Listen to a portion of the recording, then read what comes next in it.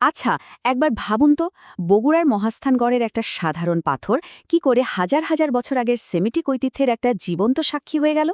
আজকের এই আলোচনায় আমরা ঠিক এই রহস্যটাই খুঁজে দেখব কিভাবে আজকের বাংলার একটা সাধারণ প্রথা জুড়ে যাচ্ছে সেই মধ্যপ্রাচ্যের মরুভূমির সাথে। চলুন শুরু করা যাক এই ছবিটা আর এই প্রশ্নটা দিয়ে। আচ্ছা, এটা কি শুধুই একটা কুসংস্কার, নাকি এর পেছনে লুকিয়ে আছে মানব সভ্যতার এমন কোনো আদিম মনস্তত্ত্ব যা আজও আমাদের মনের গভীরে কাজ করে যাচ্ছে? তো চলুন আমাদের এই অনুসন্ধানের গভীরে যাওয়া যাক। আমাদের গল্পের শুরুটা হচ্ছে বাংলাদেশের বগুড়া জেলার সেই বিখ্যাত ঐতিহাসিক জায়গা মহাস্থানগড় থেকে। দেখুন, মহাস্থানগড়ের ধ্বংসাবশেষের মধ্যে এই দৃশ্যটা কিন্তু প্রায়ই দেখা যায়। স্থানীয় হিন্দু মুসলিম সবাই মিলে ভক্তিভরে একটা পাথরের ওপর দুধ বা সিঁদুর ঢালছেন, মানত করছেন রোগ মুক্তির জন্য, বিপদ থেকে রক্ষা পাওয়ার জন্য। আচ্ছা, ভাবার বিষয় না?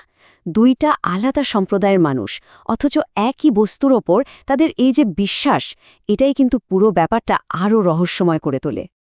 তো এই পাথরটাকে নিয়ে কিন্তু দুটো একদম ভিন্ন দৃষ্টিভঙ্গি আছে, আর এটাই আমাদের গল্পের মূল আকর্ষণ। একদিকে ইতিহাস আর অন্যদিকে বিশ্বাস। ব্যাপারটা দেখুন, এখানে আসলে দুটো বাস্তবতার মধ্যে একটা সংঘাত চলছে। একদিকে প্রত্নতাত্ত্বিকরা গবেষণা করে বলছেন এটা তেমন কিছুই না, অষ্টম বা নবম শতাব্দীর কোনো বৌদ্ধ মন্দিরের একটা পুরনো চৌখাট মাত্র। কিন্তু অন্যদিকে সাধারণ মানুষের কাছে, তাদের কাছে এটা কোনো সাধারণ পাথর নয়, এটা হলো অলৌকিক শক্তির একটা উৎস। মানে একদিকে বিজ্ঞানের কথা আর অন্যদিকে মানুষের গভীর বিশ্বাস। আচ্ছা চলুন এবার মহাস্থানগড়ের এই একটা পাথর থেকে একটু বের হয়ে আসি, বরং আমরা একটু বড় পরিসরে ভাবি, মানুষের মনের দিকে তাকাই, যে মনটা এই ধরনের বিশ্বাসের জন্ম দেয়। আর এর কারণটা বুঝতে হলে আমাদের কিন্তু ফিরে যেতে হবে একদম সভ্যতার শুরুতে। দেখুন, পাথরের প্রতি এই যে ভক্তি বা শ্রদ্ধা, এটা কিন্তু কোনো বিচ্ছিন্ন ঘটনা না। এটা আসলে আদিম মানুষের ধর্মীয় চেতনার একদম একদম প্রাথমিক ধাপ। তখনকার মানুষ হয়তো পাথরকেই সরাসরি ঈশ্বর ভাবত না, তবে কিছু বিশেষ পাথরকে তারা মনে করত ঐশ্বরিক শক্তির প্রকাশ বা ঈশ্বরের সাথে যোগাযোগের একটা মাধ্যম।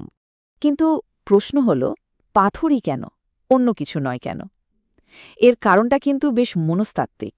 ভাবুন তো, আদিম মানুষের জীবনটা কেমন ছিল? একটা অনিশ্চিত পরিবর্তনশীল পৃথিবী। সেই পৃথিবীতে পাথরের এই যে কঠিন ভাব, এর স্থায়িত্ব, এটাই ছিল তাদের কাছে নির্ভরযোগ্যতার একটা প্রতীক। মানে যখন চারপাশের সবকিছুই বদলে যাচ্ছে, তখন শুধু পাথরটাই ছিল চিরস্থায়ী, স্থির।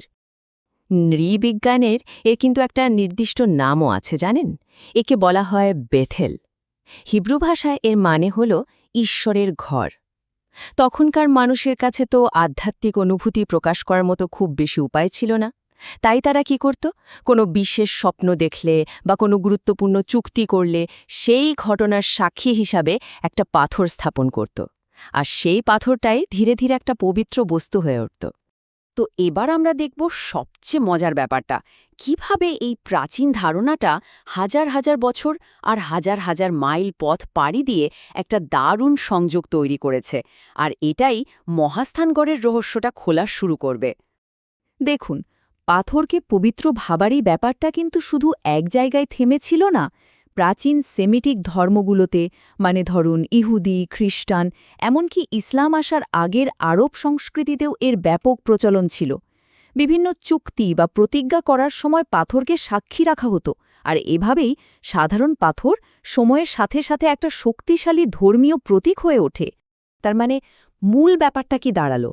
মহাস্থানগড়ে আমরা যে পাথরকে ঘিরে ভক্তিটা দেখি, ওটা আসলে কোনো বিচ্ছিন্ন বা শুধু স্থানীয় বিশ্বাস না, বরং এর সাথে মধ্যপ্রাচ্যের হাজার হাজার বছরের পুরনো সেই সেমিটিক ঐতিহ্যের একটা গভীর ঐতিহাসিক লিঙ্ক আছে। আর এই সংযোগটাই হলো আমাদের আজকের আলোচনার মূল পয়েন্ট।